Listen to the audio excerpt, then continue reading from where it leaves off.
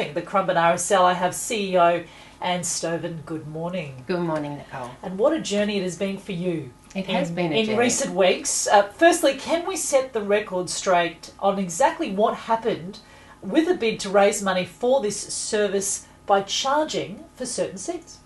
Absolutely. So last year and this year, the ceremonial area has been declared a secure space. So we can't just let the general public in there.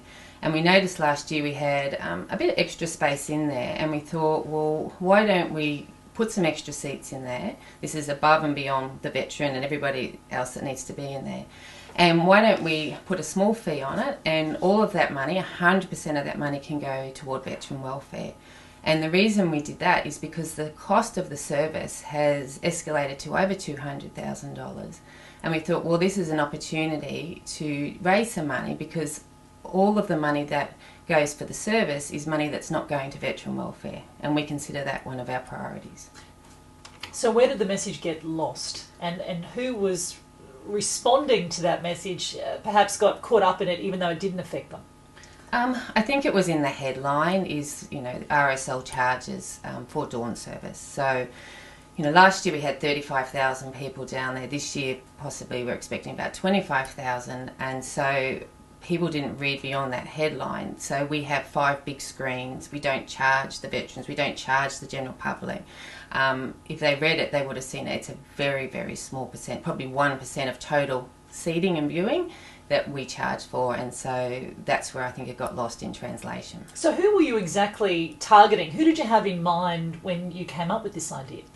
We just, because the ceremonial area is a secure area, and we have, well, obviously 35,000 people that come down there, and while we have the big screens and the sound, sometimes it's hard to see the service, and so we get a lot of comments from people that how amazing it is and how they'd love to be closer to it. So we thought, well, the only other way we could do it is run a ballot and go through that whole process. And we thought, well, why not use it to generate some money for veteran welfare? So it was just targeted at the general public, no one specifically. How did all the negative press that came about from this affect veterans involved with the club, and also staff like yourself? Oh, look, we were devastated. Our intentions are always sincere. We pride ourselves on being all about the veterans and the veteran community. We would never, ever do anything to try and commercialise what we recognise is such a delicate situation.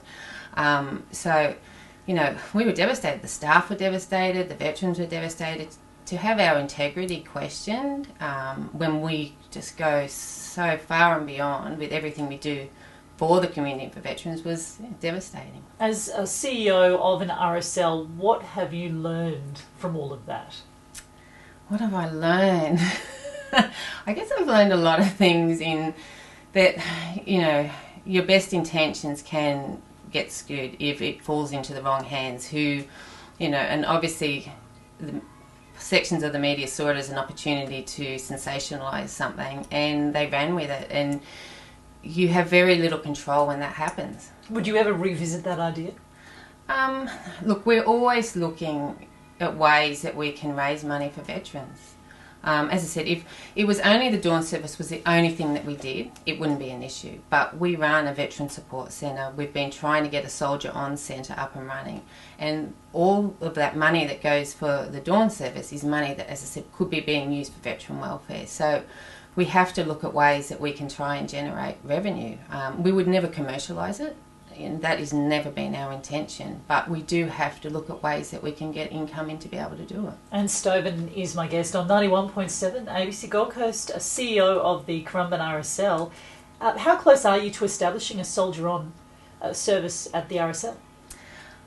We've spent the last year working with their officer that they've put on in Queensland, and we've been raising money. They are launching services in an upcoming month for the veterans, so that's the first priority, so that services are out there. We've had discussions around a facility, but that's about as far as we've progressed at the moment.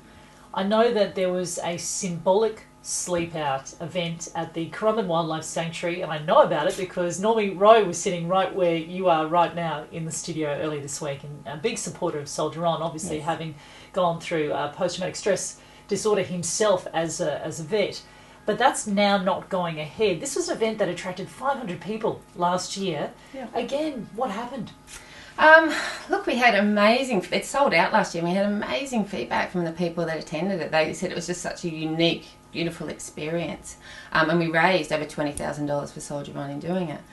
This year, I don't know if it's because on the back of last year, which was such a big year, we just didn't get the numbers that we needed. And we got to one of those critical points where we could continue to push ahead and we might get the numbers, but if we didn't, rather than making money for Soldier On, it was just going to add more cost to what was already there for the RSL. So we decided, look, we won't do it this year, and we'll wait and see what happens in the future. Is there another opportunity in and around Anzac Day to raise money for Soldier On that people can get involved in, if especially those who did sign up and say, yeah, I'll do the Symbolic Sleep Out?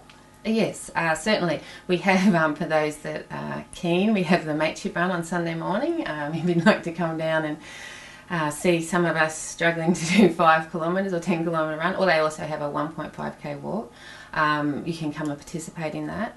We'll also have various stands around the dawn service when there's Soldier On volunteers. So there's plenty of opportunity if people want to get involved or directly go to the site. And is there a cut-off point, or you can just rock up? For the mateship run, you can just turn up on the morning. So if you wake up at 5 or 6 o'clock in the morning and feel inclined, come down to the RSL. I know you're smiling, but it's because of you. I'm sure you'll be fine, Anne. Yeah. Interesting. Yeah, all right. So they have to be where? By what time on Sunday? If they haven't registered already, come down to the club at 6 o'clock on Sunday morning. I think from memory the 5 kilometre run starts at 7, but they can check all those details online. So it's the mateship run. First timers who are heading to Elephant Rock on Monday morning, yes. What should they know? They should know that we've got park and ride stations, so you can get a bus from Tugam Community Centre, the Pines, the club and Currumbin Fair, and those park and ride starts at 2:30 in the morning. So arrive early and jump on those buses and bring you down. If you do live locally and can walk, it's suggested that you do. Come down to the service. As I said, we've got 5 big screens and the sound, and you know, with the burial at sea and everything else that happens on that morning, I'm sure that people will enjoy it. And what's the best time to get down there? I know, look, the last time I went was about 4 years ago, and I was there at 3. You're probably spot on. About 3, it hasn't changed. Yeah. I was there because I'd set up some equipment and I thought, oh yeah, 3's about right. But then I looked around and I went, there are so many people here at 3 o'clock. It's incredible.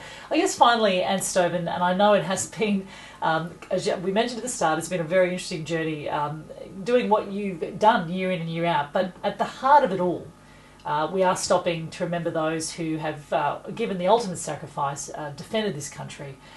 Those who are still living with the scars of doing that and putting so much about themselves last. What does Anzac Day mean to you? I was fortunate enough last week to be at an RSL conference, and Dr. Brendan Nelson spoke from the Australian War Memorial, and he was telling a story of 3 brothers that went over to the war and subsequently were killed, and 2 of them unknown graves. And he was talking about remembering them, and for me, I have 3 sons, and I started to think about, imagine what that would be like to be a parent. Imagine to lose your brothers, your parents, your children, and not know where they are, not even know what happened to them. And for me, that's what reminded me, and I thought, what a great honour has been bestowed upon us as an RSL club to be able to host this service, because that's what it's about. It's about remembering what these people did, their sacrifice, their courage, the mateship, the endurance. And so, as I said, I changed from being disappointed with what was happening in the media to being, wow, you know, I'm honoured, absolutely 100% honoured to be able to be a part of something that's so special.